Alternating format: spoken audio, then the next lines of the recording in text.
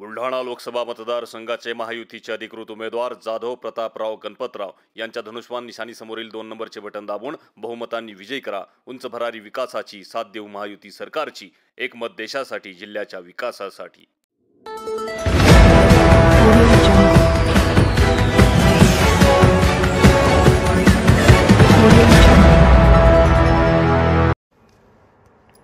भाजपा राष्ट्रीय अध्यक्ष जे.पी. नड्डांची वरवंट बकाल येथे प्रचार सभा।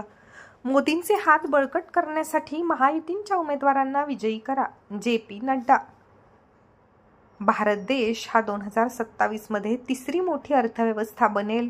मेक इन इंडियाच्या माध्यमातून रोजगार निर्मितीचे कार्य मोदी सरकारच्या कार्यकाळात सुरू आहे, असे प्रतिपादन भाजपाचे राष्ट्रीय अध्यक्ष जे.पी. नड्डा यांनी बुलढाणा येथे केले।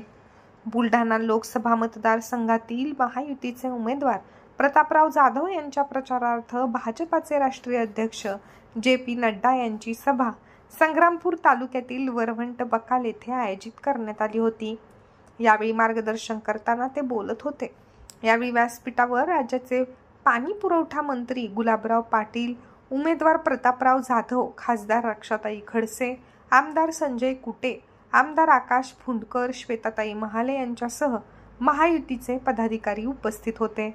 भाजपाचे राष्ट्रीय अध्यक्ष जे.पी. नड्डा पुढे म्हणाले की विकासाच्या माध्यमातून देशाला पुढे नेण्याचे काम पंतप्रधान नरेंद्र मोदी करत आहे, तर दुसरीकडे इंडिया आघाडी भ्रष्टाचारांना वाचवण्याचे काम करीत असल्याचा आरोप त्यांनी केला। इंडिया आघाडीच्या 2G घोटाळा, कोयला घोटाळा, चारा घोटाळ्याचा यावेळी त्यांनी उल्लेख केला। मोदींच्या कार्यकाळामध्ये राम मंदिर बनवण्याचा मार्ग मोकळा झाला।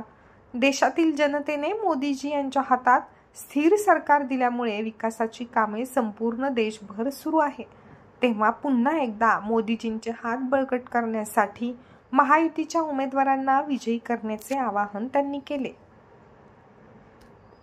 मोठ्या प्रमाणामध्ये त्या ठिकाणी झाली आणि ते एवढं शक्य झालं की केंद्रामध्ये अतिशय मजबूत आदरणीय नरेंद्र मोदीजींच्या नेतृत्वाचं सरकार, आदरणीय गडकरी साहेबांनी विशेष या नॅशनल हायवेसाठी दिलेला निधी, आपल्या रेल्वे मंत्रालयाने मंजूर केलेले 2 रेल्वे मार्ग, हे सगळ्या विभागाची कामं आपल्या जिल्ह्यामध्ये मोठ्या प्रमाणामध्ये झाली।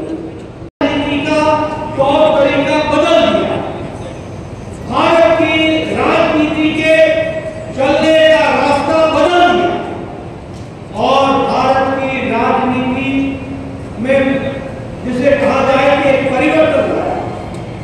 पहले की राजनीति क्या होती? लोगों को चुनाव में अच्छे संस्कार दिखाओ, अच्छे नारे लगाओ, अच्छे तरीके से लोग निभाने वाले वायदे करो और बाद में भूल जाओ, और हो सके तो वोट बैंक की राजनीति करो। इलाके को इलाके से लड़ाओ, जाति को जाति से लड़ाओ, धर्म को धर्म से लड़ाओ। जिस तरीके से भी विभाजित करके वोट को अपने सत्ता पर